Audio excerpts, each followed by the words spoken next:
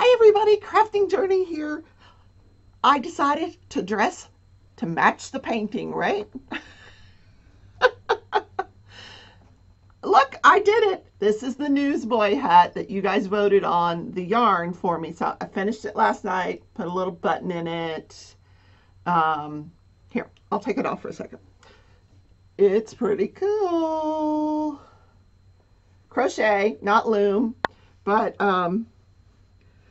I just love these newsboy hats.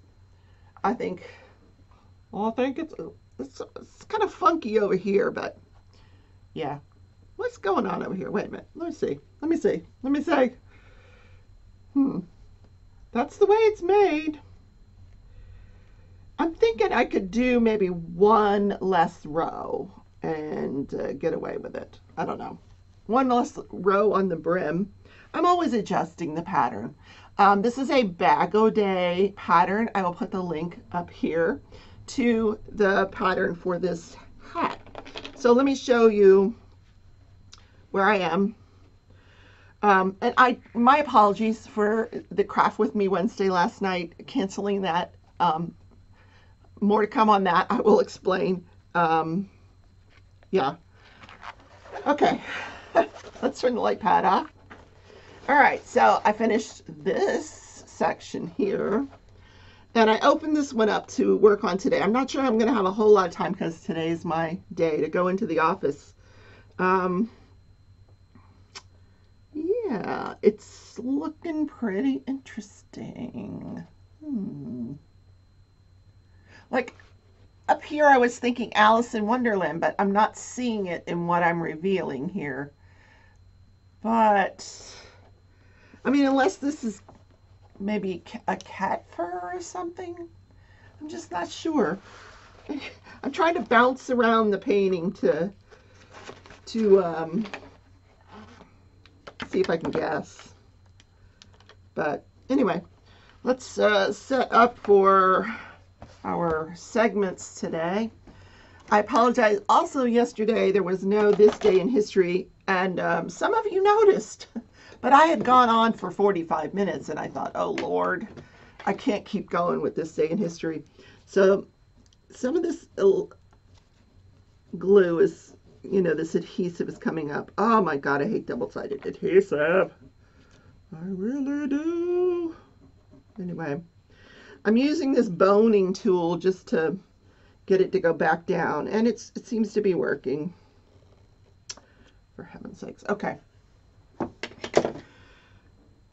Where do I start? Yesterday. Oh, I still have a headache from, I feel like I can't see you. All right. I did the morning show. I go to work. Well, I'm in my office working. And then I went to lay down. I laid down for about an hour because, I told you that at 3 o'clock in the morning, this critter was waking me up, banging around under the house. And it's not that the critter wakes me up, it's the dogs, because they hear the banging and they're barking. And so just trying to figure out where do we start with diamond painting today.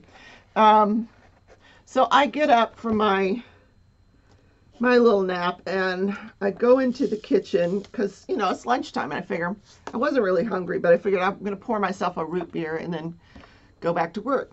So,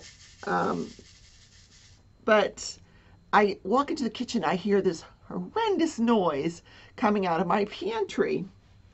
And I open the pantry door, and the dogs are both right at the pantry door, and I'm like, oh, what's going on? It never even occurred to me what was really going on.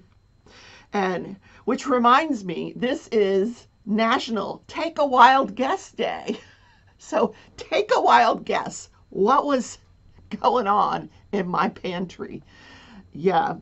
So I opened the door. I don't think I did it slowly. And there's this raccoon staring at me, and there's food everywhere, like on the floor, all over the shelves. It was, and so I immediately closed the door. I'm like, holy shit, what do I do? Sorry. But that's literally what I said. So I text the landlord. I didn't text her. I sent her a picture. And as I'm typing to her, like, what do I do? What do I do? Um, she calls me and she's like, oh my God, what do we do? How did that get in there? I'm like, I don't know. I don't know. So she's like, well, I'm not far away. Let me come over, because she already had two traps here. One under the house that we were hoping to catch this little critter with, and one up in the attic. So she goes, let me get the trap, see if I can get him to go in the trap. So, uh, so I just shut the door. I put the dogs outside, and now my heart is racing. Like, it's racing, because it just scared the bejesus out of me. So, she gets over here, and she and I are in the kitchen, and I'm standing there with my laundry basket in one hand and a broom in the other behind her, like, if it gets past you, I got it. It's not funny, but it's funny now, but it wasn't funny yesterday, no. And this thing was going hissing, I'm like, oh dear God, how is this going to end? And it would go into the trap. She could get it to go in, but then it would just back right out. So we got frustrated, and so we closed the door. And so she said, "I'm going to get my husband." So I'm like, okay. So now by this time, so I was just so flustered, and so I came out here, I closed the door behind me that goes into the kitchen, and it's right behind that door that the pantry is. So I closed that door, I put the dogs in here with me, and I'm trying to diamond paint and calm down. I'm thinking, okay, calm down, calm down. And tears are just like running down my I don't know why. I'm just crying because I I don't know. I don't know why I was crying, but it was traumatic, I guess. So anyway, so her husband comes over, and so he assesses the situation, and he's gonna get this thing into the trap. So again, so this time I'm like, I'm staying out of the way. So I come back out here with the dogs, sit down, I'm trying to diamond paint, calm down. The dogs are right here, calm with me. But you can hear, oh my God, the cursing and the banging around and the animal hissing, and um,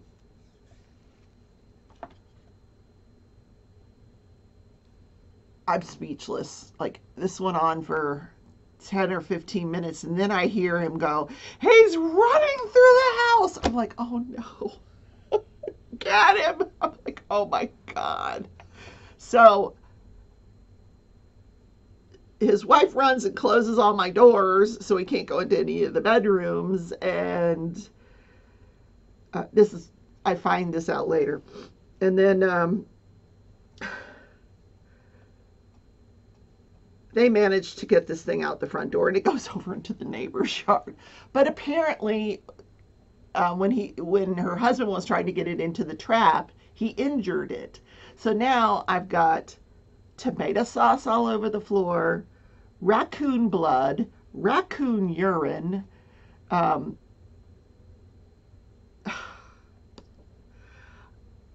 and I open the door, I look in the kitchen, and there's, like I said, there's blood, there's urine, there's food everywhere, and I just start crying again.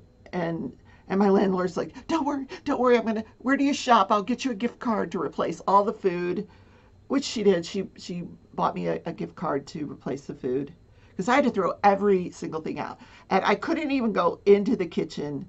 I had to sit down in my lounge chair. I had to take one of my anxiety pills, because I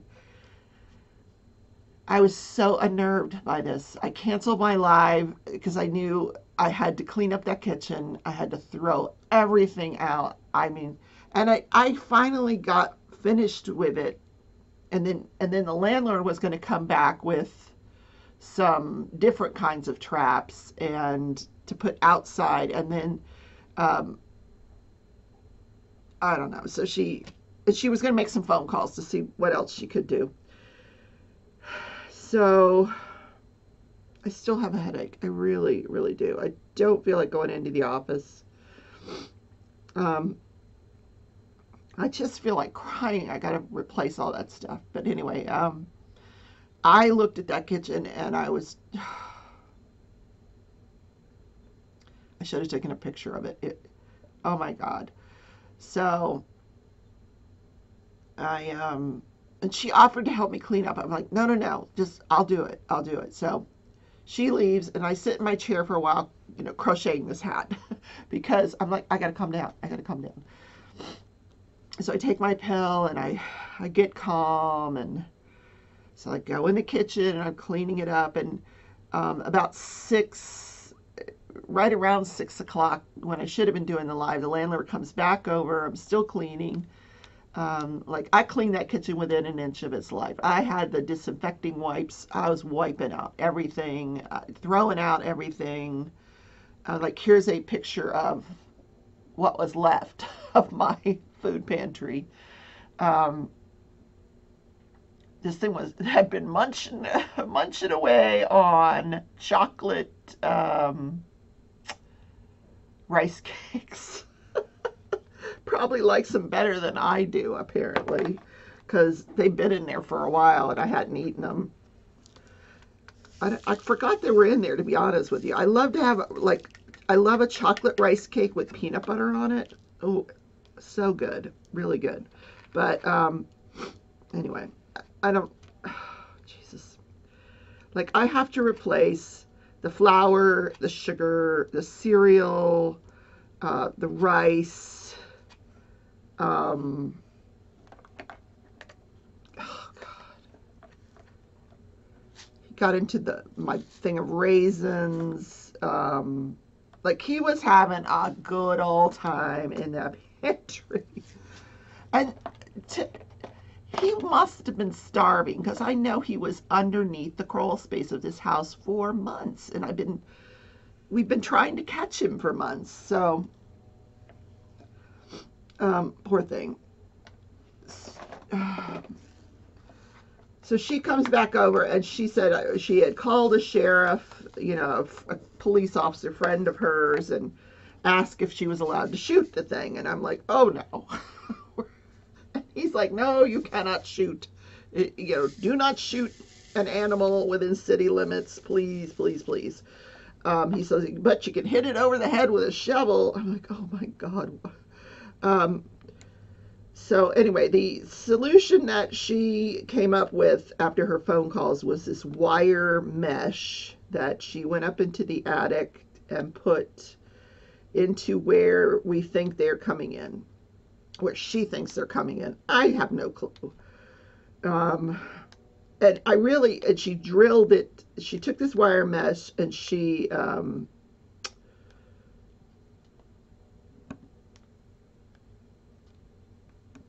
put it over this thing and then drilled it in so it'll stay. But if they happen to break that mesh, it would cut them, and then they could just back out. Let's hope this works. I can't go through this again. I really can't. How the heck did it get in my pantry? There was no points of interest entries in my pantry. So what I'm thinking is yesterday morning, at 3 a.m, when we were woke up by this thing, I looked in the closet because like I said, it tries to break. Had been trying to break through that opening in the closet that plumbers would use to fix the plumbing. And I did notice yesterday that it was ajar. So I closed it back up, and I remember 2 or 3 times coming back into my bedroom and closing my closet door and thinking, who keeps opening my closet door? I didn't open the closet door. So I'm thinking it must have been hiding in my closet. That it had gotten through that space and it was hiding in my closet, and at some point found its way into the pantry. I don't know. That's just a guess on my part. I have no idea. But this whole thing has made me physically ill. I have a headache still. Um, I literally fell asleep at like 10 o'clock, which is so unusual for me to be sound asleep by 10 o'clock. It just, yeah, I guess it was traumatic to say the least. But I did notice that like the Crafty Heifer went 30 minutes earlier, which I'm thankful that, you know, at least you guys had something to watch. I love my girl Crafty Heifer. And it looks like she had a bunch of people on with her, so that's totally so cool. I did not watch. I was trying to, you know, catch up on the trial. So, you know, like I said, it's National Take a Wild Guess Day. So, really, here's the way you celebrate it. Like, you know, maybe at where you work or at home with the kids or something, fill a jar with pennies or jelly beans and say, you know, let's guess how many are in here. Have like a little contest. And I thought about doing it on the channel, but I've eaten most of the jelly beans, to be honest with you. Easter was 2 weeks ago. I have a few left. Don't have any pennies in a jar. I thought about buttons. Ooh, I know. How many 310s in here? You know what? I'm not going to count them. Okay, so, but if I were to take a wild guess, I'm going to say, what would you say? How many 310s? Just like, there's no this is not a contest because I'm not going to count 310s. But my wild guess would be there's probably about 20,000 in here. 20,000 310s. And one of some other color, apparently. Yeah. So just, you know, put in the comments, what's your wild guess? Take a wild guess. All right, let's do judge, jury, and journey. So, another very boring day at the trial. In fact, one reporter said that the jurors were nodding off, and I don't blame them. I really don't.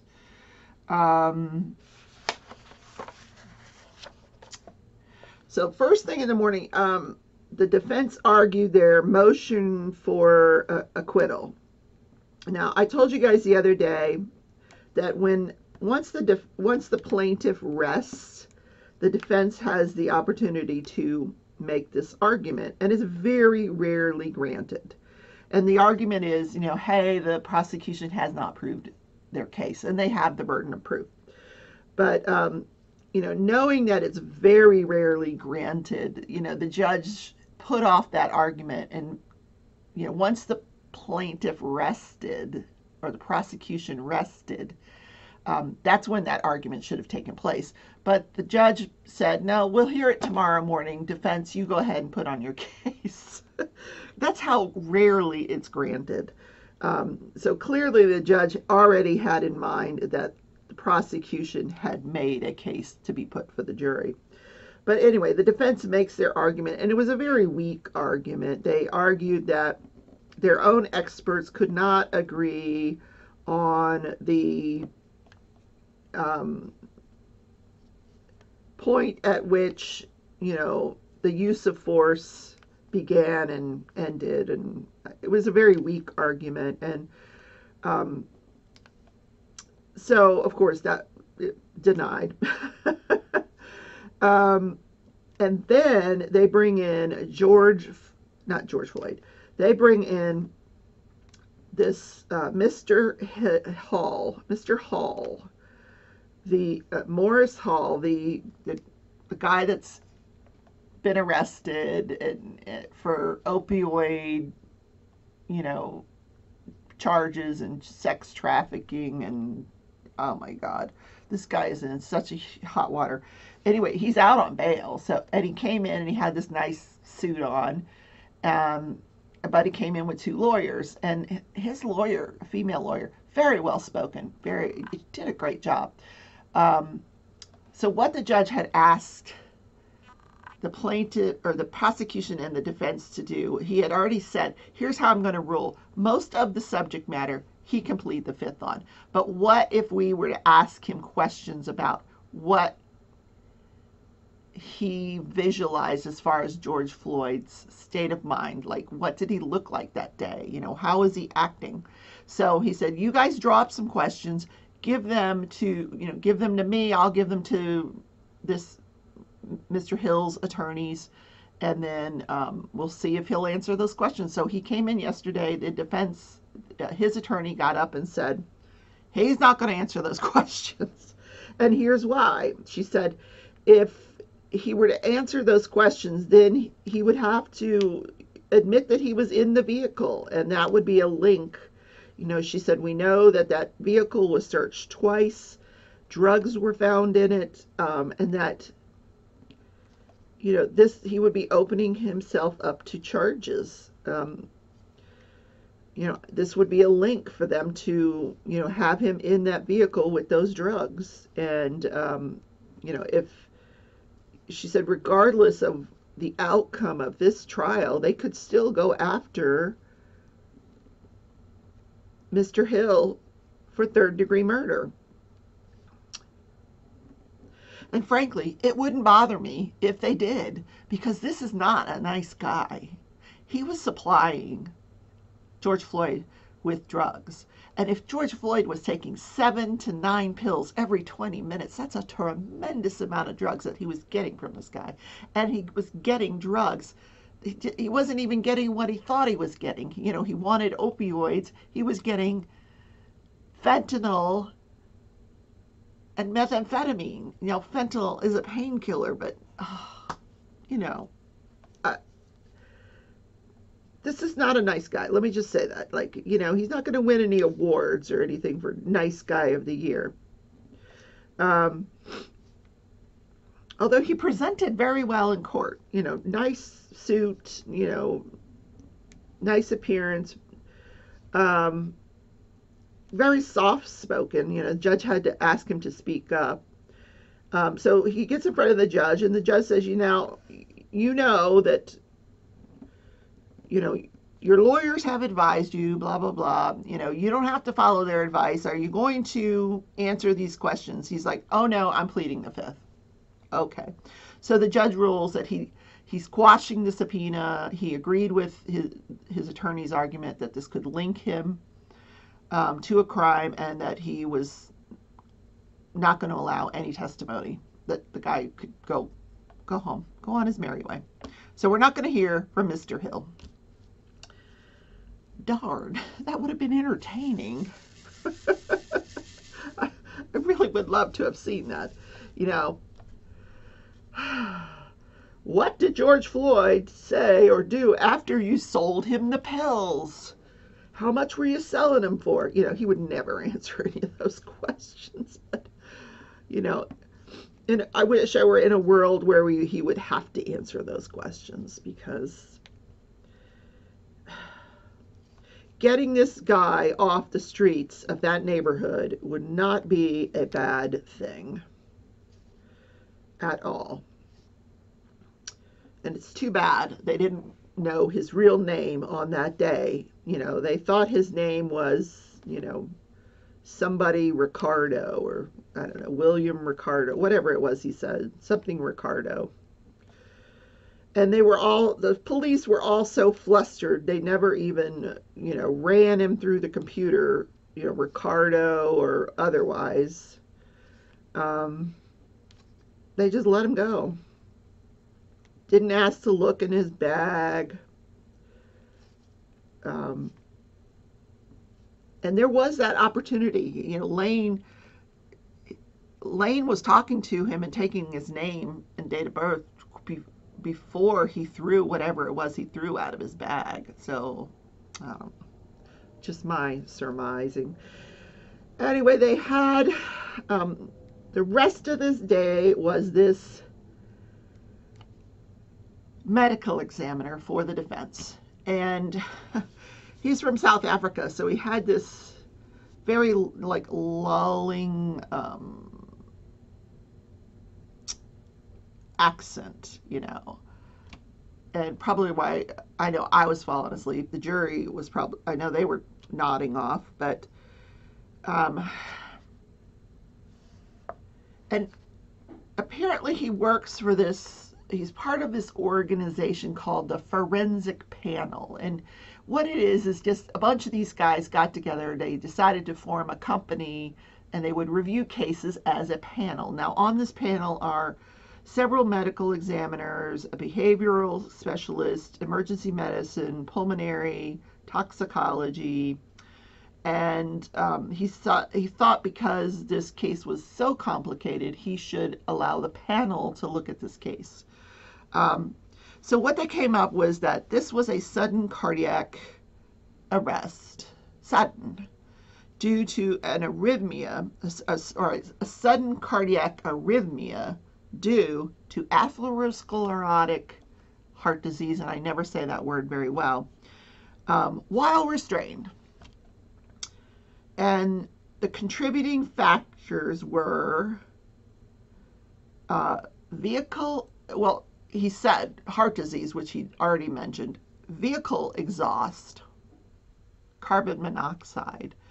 Now, this is the first time in the entire trial anybody has mentioned carbon monoxide, and the paraganglioma that he had. Now, I haven't talked about this, but on autopsy, they found this paraganglioma, which is people with hypertension it's a tumor, and I don't know where in the body it is, but it can form. It basically has no consequences. There's no symptoms of it. It doesn't do anything. It just happens to be there sometimes if you have hypertension. So how that can contribute to someone's death, I have no idea. But, you know, and frankly, I did not want to sit and listen to the entire day of this, you know, going through what I was going through yesterday. But I did later on in the evening sit and listen to some more of the testimony. And, you know, with respect to the carbon monoxide, you know, he said he was next to the vehicle and the vehicle was leaking fluid, but he admitted he didn't know whether the car was on or off. He knew the make and model of the vehicle. He knew it was a hybrid vehicle, but there was never any testing on his theory that carbon monoxide contributed to this guy's death. Like, we don't know if there was any carbon monoxide found in his body. I don't know if you could find it in his body, but there was no air control testing that could be done on that same vehicle or a similar vehicle. It was just something he threw out there. So, and he admitted, you know, he couldn't find any literature to support what he was saying, but, oh no, that was on the paraganglioma. Couldn't find any literature to support what he was saying about that.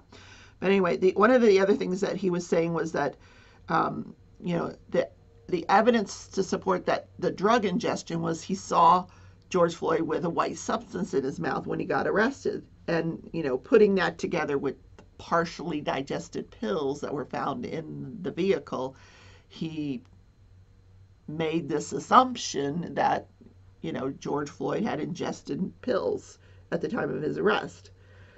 Am I done with this color? Oh, no, I'm not. Okay, so,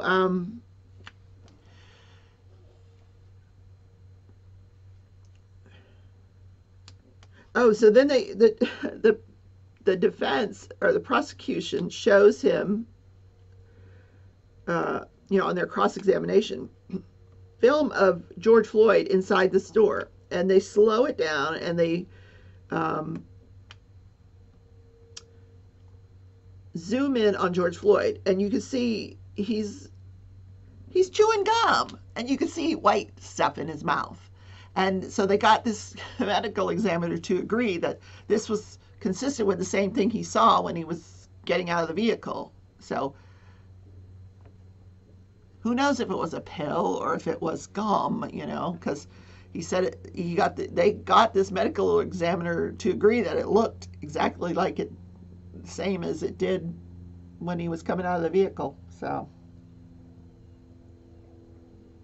this medical examiner was given up. He, once they get on the stand, they've already made their money. Um, and he really wasn't fighting for his opinion, I guess is what I'm trying to say. So,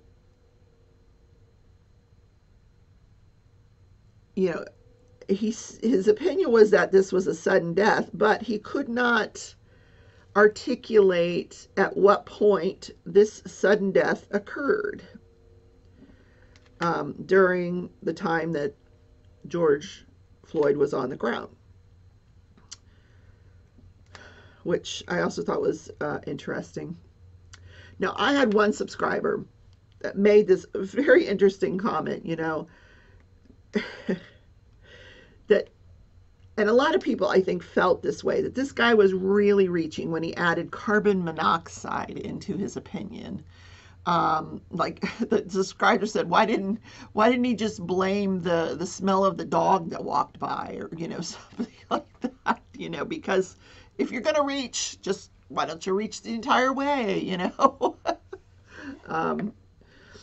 maybe the dog farted and it took George Floyd's breath away. It would take my breath away. I'm being silly about that, but really, this guy was hard to take seriously. He really was. Although he, for some reason, I always listen more intently when I hear someone with an accent. It's almost like they have more authority, like, I don't know. Like they've been studying at Oxford their whole life, so they're much more believable. No, he just didn't come across as believable. And one of the things that the prosecution pointed out was, that this guy was really reaching with his opinions. He was giving a lot of opinions that were way beyond the scope of a medical examiner. As far as, how much volume would be left in the lungs and things like that, what kind of weight it would take to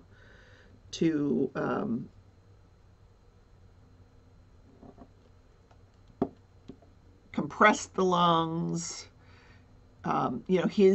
He gave his opinion based on the fact that Derek Chauvin was 140 some pounds, but never took into account and admitted that, no, I forgot, I didn't take into account that he had all this equipment on. I remember my ex, oh my God, when he would go to work and put that stuff on. I was like, how do you do it? How do you carry that stuff around all day long? On his belt, he had a gun, a nightstick, a radio, all this, I can't even name all this stuff that was on his belt. It had to weigh 50 pounds. And he put that on every single day. So, it was way more than 140 pounds. So,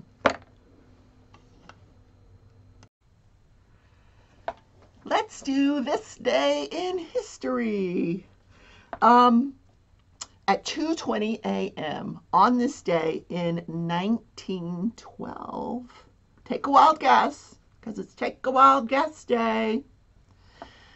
The British ocean liner Titanic sinks into the North Atlantic Ocean, 400 miles south of Newfoundland, Canada. The massive ship carried 2,200 passengers and crew, had struck an iceberg 2.5 hours before, so just before midnight, and it sank in 2.5 hours. Oh my God. So This was one of the largest luxurious ocean liners ever built, departed Southampton, England on its maiden voyage across the Atlantic Ocean. It was designed by an Irish shipbuilder, William Peary, and built in Belfast, and was thought to be the world's fastest ship. It spanned 883 feet from stern to bow, and its hull was divided into 16 compartments that were presumed to be watertight, because 4 of these compartments could be flooded without causing a critical loss of buoyancy. The Titanic was considered unsinkable. Now, we've all seen the movie. We know what happens. My heart will go on forever. That is not how that song goes. But, you know, she's clutching the iceberg and her boyfriend is sinking, and anyway. Good movie, though. And they're on the bow of the ship. Yes. How can you forget that, right? So, yeah. And like the violin players were playing the music as this thing goes down, and oh, what a horrible tragedy.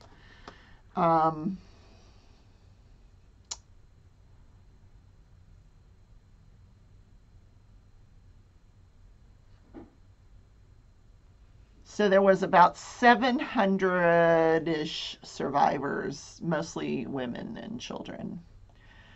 A number of notable American and British citizens died in the tragedy, including noted British journalist William Thomas Stead and heirs to the Strauss, Astor, and Guggenheim fortunes. And the lady on the iceberg with the necklace. I love that movie. I need to go watch it. My heart will go on and on and on. What color am I doing? I think I finished this color. Oh, I've got to go to work. And didn't you love the scene in the movie where they were in the vehicle and the windows steamed up and you see your hand on the window slide down? We knew what they were doing. Yeah. Anyway. I'm laughing about it now, guys, but I'm so traumatized for this freaking raccoon. Although it was so nice to sleep last night, knowing there was not going to be any noise, no banging or dogs barking, but then I still woke up at 4 o'clock this morning because I knew I had to get the show going and I had to get ready for work, but it's okay because, like I said, I went to bed early. But, you know, like the progressive man says, don't be like your parents. Nobody cares, right? All right, guys. Again, so sorry about the Craft With Me Wednesday. My apologies to Christy. Yeah. We'll do it again next month, sweetheart. Love you all. Take care. See you tomorrow in the morning show.